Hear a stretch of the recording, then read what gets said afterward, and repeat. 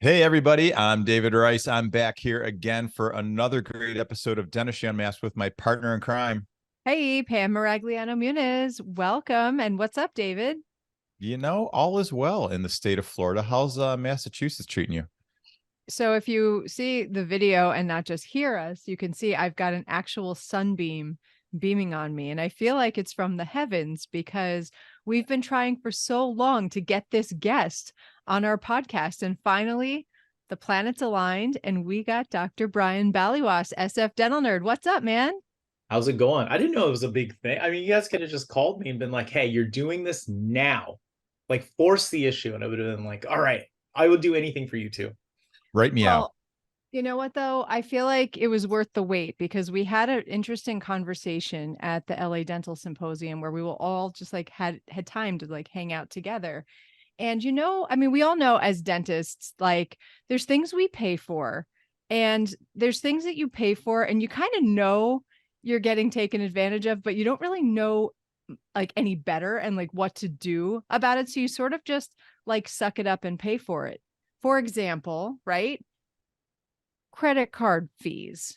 Hmm. So I mean, I get the statement every month and I'm like, why can't everybody just write a friggin' check? You know, because we pay so much money towards these credit card fees. And if you try to read the statement, you can't. It's too hard. Like I can't do it. And there's no real way that we have any leverage to get better fees. So we got chatting about this topic with Brian, and Brian has like a specific take, and I wanted to have you share that with us. Yeah, totally. I mean, there's a couple things that really get me fired up. And if we want to talk dental insurance, I'm fired up. And Awesome. the other one that fires me up is this. And it's actually, I think, getting worse because tied to dental insurance has been giving us providers credit cards to process now instead of checks, which sounds easy because you don't have to run to the bank or deposit, but you're paying your credit card fees on those insurance payments as well. So yeah, this has been an ongoing battle for us. Are you guys doing this as well? Like you guys have this issue too, right? This isn't just me. No, I this is thought an everybody issue, I would it's say. an everybody issue. I'm still getting checks, but I thought it was something that could be, I don't know if you can opt out of it or if there's something you can do about it. I'm not sure, but I definitely still get checks. And it's honestly one of my favorite trips of my week is to actually physically walk into the bank and hand people a pile of checks. And I'm like, yes, I know it sounds like a nuisance, but it's not. It's worth the money to do it. I love that. We've opted out of the credit card payments and have we just send them back and say send us a check and they do it. We delay it a little bit because now we've got to send it back and wait for the check. But the reason we do that is because we don't realize as dentists how much we pay in credit card services. And my biggest gripe, we were talking about this earlier, is that they're not very transparent with their fees. So right now, if you go try and find a new credit card merchant services provider, the first thing they'll ask you for is your last 3 month statements with your previous provider. And it's crazy because then you send it to them, you give them everything they need, and they come back and they go, oh my God, Dr. Rice, guess what? We can save you $500 a month if you sign up with us. And you go, well, oh my God. Okay, let's do it. And then you go and then you get your new bill and it's $500 less. They go, see, we told you. And you're happy. And then that's usually when people stop, and that's just your credit card services. And if you're lucky enough to be stopped again, somebody goes, hey, you should try us out.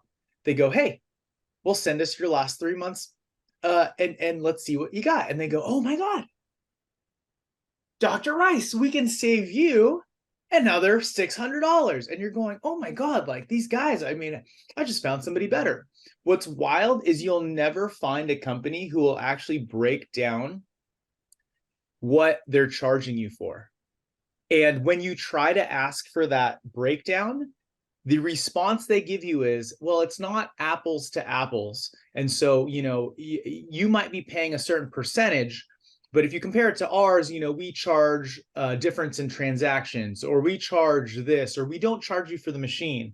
So, let us deal with that because you're too dumb, Mr. Dentist or Mrs. Dentist, to figure out the differences and all that.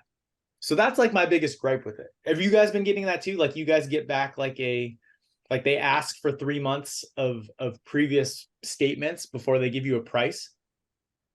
Yeah, they always want to compare to what you have instead of just what we were talking about in LA together, which is just show me your best deal.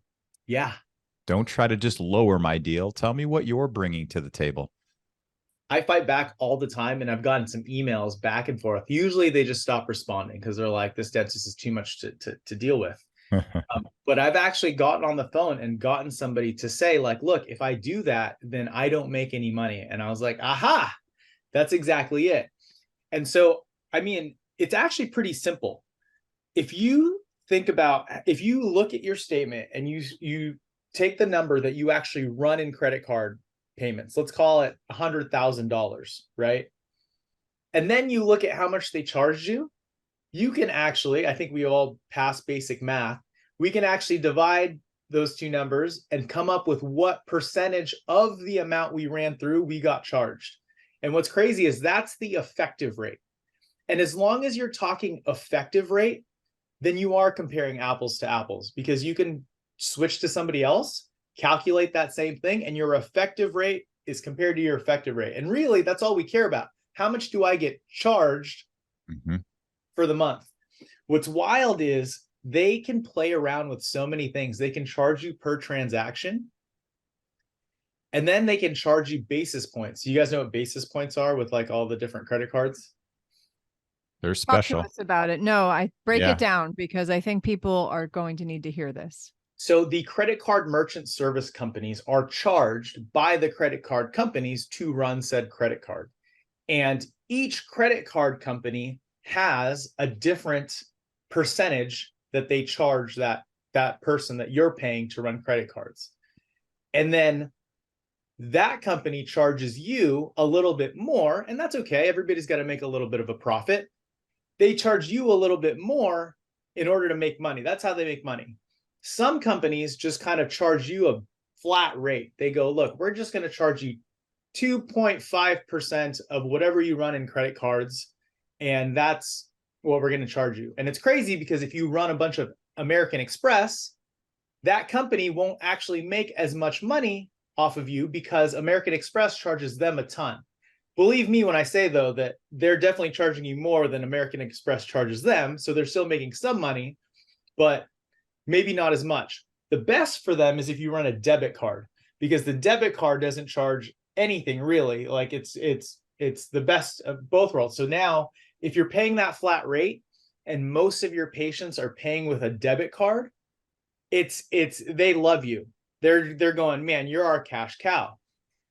Now, it's actually interesting. So if you found an honest company, and I've actually found one person who used to run our credit card merchant services, and the only reason I stopped is because we needed something that integrated with our practice management software, which is a whole nother issue. This guy was so honest. He was referred from a friend, and he just broke things down in terms of costs. He said, look, I'm going to charge you 5 cents per transaction, and I'm going to charge you 10 basis points over what the insurance card company, or excuse me, the credit card company charges me. And so just so you know, 100 basis points, or bips is what they call it, is 1%. So 1 bip is 0.01%. And so if you ever want to, if you start haggling with these merchant services and you use the word bips, they quickly find out that you know what you're talking about, and they talk to you just a little differently. So that's kind of it. Like, I love the fact that this guy said, hey, look, I'm going to charge you 5 cents per transaction, and I'm going to charge you 10 bips over what the insurance, or excuse me, I keep saying insurance, credit card company charges me. So if American Express charges me 2.8, I'm going to charge you 2.9, and I'm going to make that 10 for myself. Way transparent. So unfortunately, not everybody's that transparent. They're just trying to find a way to save you money and maximize their profits, which is wild. It's crazy. Now, I want to back up for a second because I know there's people listening that heard you kind of just go over something earlier, and they're going to be like, "No, no, no, I need you to walk me through this process." So, insurance companies or third-party payers are trying to pay with a credit card, but you say no. Like walk us through that workflow to get them to stop the train on the credit card payment and get an actual physical check. Yeah, I'm fortunate that I use a company to deal with insurance for me. And I do that for several reasons. One, I really, because I say I'm fee for service, but we still send claims on behalf of our patients. I just think that the types of people who are willing to pay out of pocket for dental care are not the types of people who are willing to fill out forms and send them off. So we provide it as a service, but I definitely want to separate that service from my practice to insurance land, right? So we use eAssist. They've been great for me, and it's nice because if patients ever have issues, we go, oh, we pay for a company for you to deal with that. You can call them, and here's their contact number, et cetera, et cetera. They've been great. We just told them, look, we don't want to take credit card payments anymore, and they said, oh, that's easy. We're just going to let the insurance company know that we're not going to accept this as form of payment, and that they're going to send a check. And they've been pretty good. I'm going to knock on wood. Most insurance companies are pretty good about going, okay, we'll send you a check, and they send a check. There's going to be a small delay there, about a week for you, because they already paid you, and now you're contacting them, and now they're running through their little process and then sending the check off to you. So if you're okay with that, that's fine. The other thing you can do is just deposit that credit card company and reach out right away and say, hey, that's it. I don't want any more of these. And they should start sending you checks. Like insurance companies, they're very forgetful. You may have to remind them. So there's been a couple that we've had to remind 3 months later, hey, this is not what we discussed. I need a check because I don't want to pay 2% of this to a credit card company. Like, it's hard enough trying to make a living as a dentist. I mean, if you look at our overhead and what our profit margins are, they're not a lot. 2%, I think, is kind of meaningful. Yeah. So yes, that's something that I didn't mean to glance over, but reach out to your insurance companies and let them know that you don't want these digital forms of payment. Do you think that when you're signing, because there's a lot of people that listen that are participating with different insurance companies, do you think that when you're signing the paperwork, you might be agreeing to this form of payment and not even realizing it? Because let's face it, who reads those agreements anyway? It is wild seeing one of those contracts. Somebody just messaged me yesterday and said, hey, can you help me out? I'm trying to drop insurance. How did you do that? And I said, it really depends on your insurance. And it's not as easy as saying, here's how you do X, Y, and Z. You signed a contract. And so, like anything, you need to go into that contract and see what your termination agreement is. Like how much time is it? Is it by letter? Do you have to call in? They don't make it easy. It's like trying to cancel a subscription service. All of a sudden you're like, or trying to return something on Amazon. You ever get caught in that loop? You're like, where am I going here? Like, I didn't get this package and I just need to get my money back. They make it hard on purpose. So yes, you're right. I think they hide a lot of things in there, but I don't know. I've never actually looked into whether or not you're agreeing that, hey, we have to pay you digitally through a credit card. But again, knock on wood, we haven't had any issues fighting back. I'll use that verbiage, and asking for a check.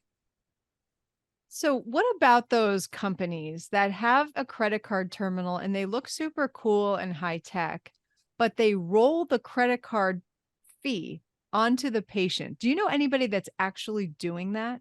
Yeah, there's a couple companies that do that, like Blue Yonder.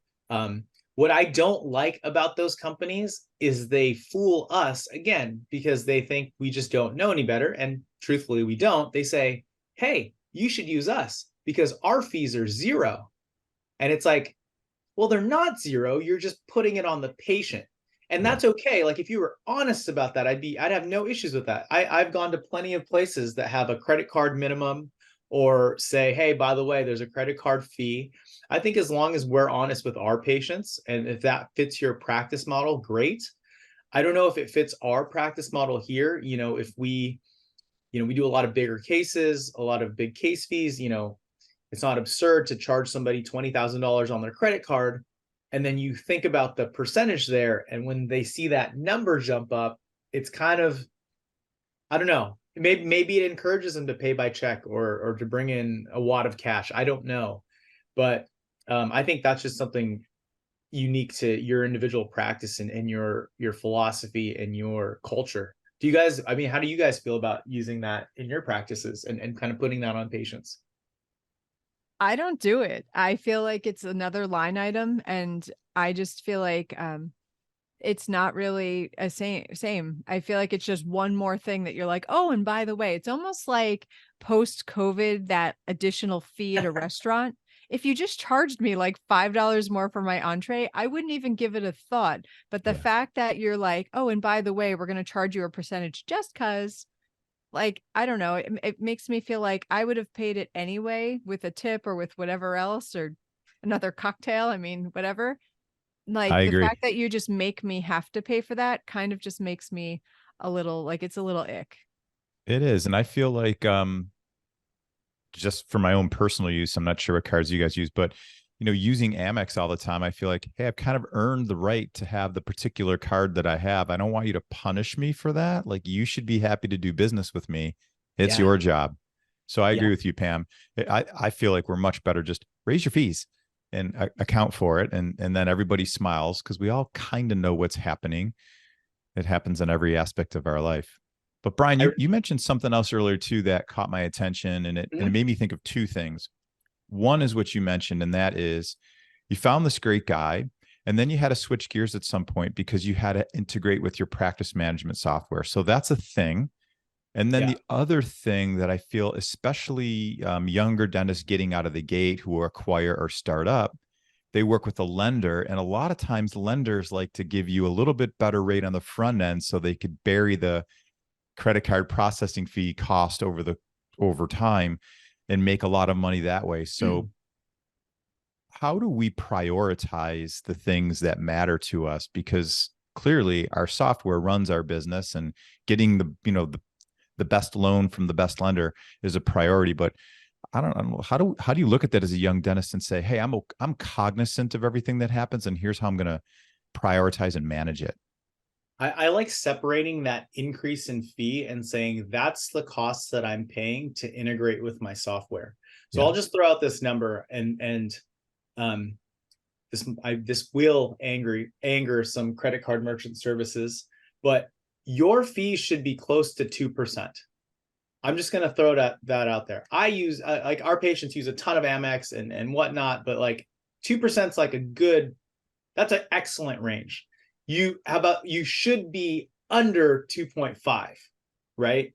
And it doesn't seem like a lot, but think about 0.5 of what you charge. Like that's Yeah. so whatever that is, there's going to be a company that goes, hey, I'm sorry, but your effective rate or our flat rate or whatever we're going to charge you is going to be closer to 2.7 or 2.8, hopefully not higher than that. But we integrate with Open Dental. So anytime you charge a card, it goes into the software and it's automatic. And for us, it's actually kind of interesting. We can't take payments on our machine unless it's linked to a procedure. So for us, we just thought that was a cool little checks and balances. Like we can't just be running cards willy-nilly. There's no mistakes because if you don't integrate with your software, I almost guarantee there's been a time where you or a team member has swiped a credit card and then forgot to put it in Dentrix, Open Dental, whatever you're using. And then you look at the end and your numbers are off and you're like, oh, shoot, what happened? Mm-hmm. So for us, we looked at that and said, I think that's worth it. That we're processing X amount of dollars a month. This is going to go up by 0.3%. 0.3 of that is this. Is that number worth it for us to integrate with software? And for us, we said yes. And so we're trying that out. For us right now, we're really big on systems. Especially in a time right now, I know I'll speak for California. Sometimes it's hard to find team members. It's hard to find staff and front desk people. So I think this is a great time to invest in the system, right? Like if McDonald's across the street can't find somebody to work, it doesn't just shut down. They have systems that like live on. And then what's cool about this, it's actually really nice to team members when they're onboarded, because they don't feel lost. You know, there's a system that they have to learn, and they have responsibilities and tasks. So that's what we've been kind of focusing on. That's how I separate the two. Mhm. But I mean, again, you talked about fancy machines. All those are independent. So you might find a credit card machine that you really like that takes Apple Pay. You know, any company can use that. They're all kind of interchangeable. So don't let these companies fool you into thinking like, oh, well, look how fancy our machine is. You can go get a fancy machine and probably up what you already have if you're getting a good rate. It's a good point. It's a really good point. Yeah, it's wild. I really think it breaks down into three different categories. You're either paying a flat rate, which is fine, or you have somebody responsible who's giving you a breakdown that so your rate kind of changes depending on what you process throughout the month, right? In terms of volume and type of card. Or sometimes it's just like crazy. When we bought this practice, the previous doc we ran, like, you know, we didn't know any better. They said, hey, can we look at your numbers? Oh, we can beat that. And they beat it. The previous doc's effective rate was 4%. Oh my. Whoa. 4%. And then when we calculated ours, guess what it was? Remember, these guys can easily get us down to 2.5, 2.7. They got us down to 3.2. Oh, thank you. Right. And that extra 0.5 that they're making on top, that's just going straight in their pocket. So I don't know. I just feel like I kind of talked about this in my talk down in LA Dental Symposium. There's a lot of things that we as dentists focus on and we're so nitpicky on, and it's great. You know, what's my bonding protocol? What am I getting back from the lab? How do I layer this composite? And we're so detail oriented. And then when it comes to how are my credit card fees getting processed, we're kind of like, I don't know. Let's just throw some money at it. You know, what's my marketing budget for my website? I don't know. Let's just throw some money at it. I hope that we realize we're smart enough to really look at the details of the stuff and learn and save some money.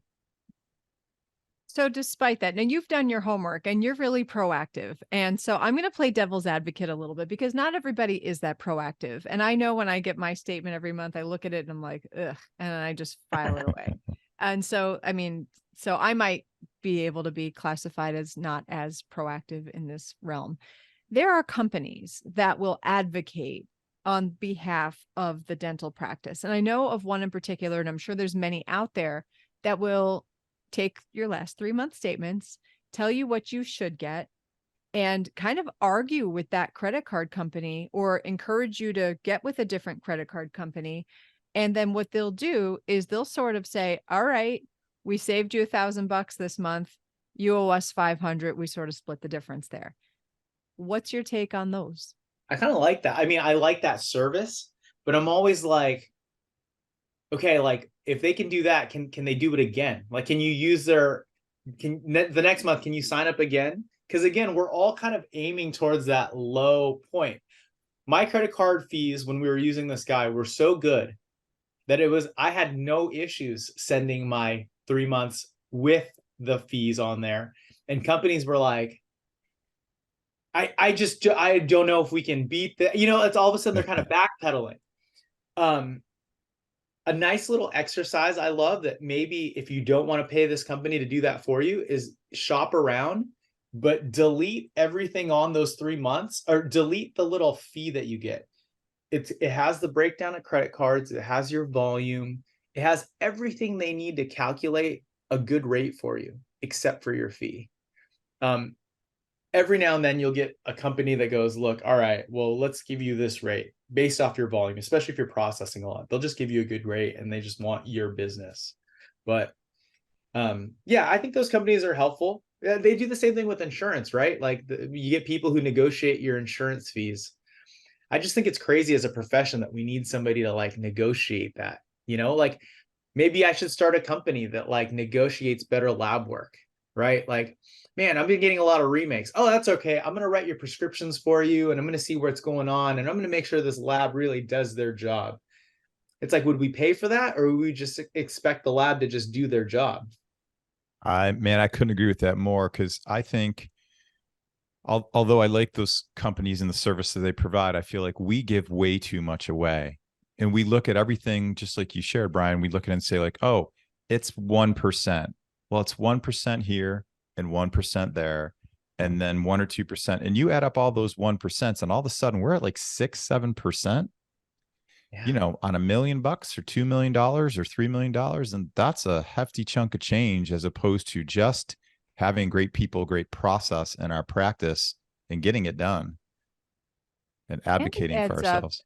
Think about what your percent overhead is. I mean, as a prosthodontist, I mean, oftentimes we're upwards of 70% overhead. So like every Yeah. percent counts. That literally you work and just give away. Like, I mean, whoever who invented a job that you're going to make 30 cents on the dollar? Like, I, it's crazy. Dentistry's lucky we love it because geez. yeah. Just to elaborate on Pam's point, because I think it's a good point. You brought up, look, like sometimes we're not this detail oriented and we need help negotiating these fees.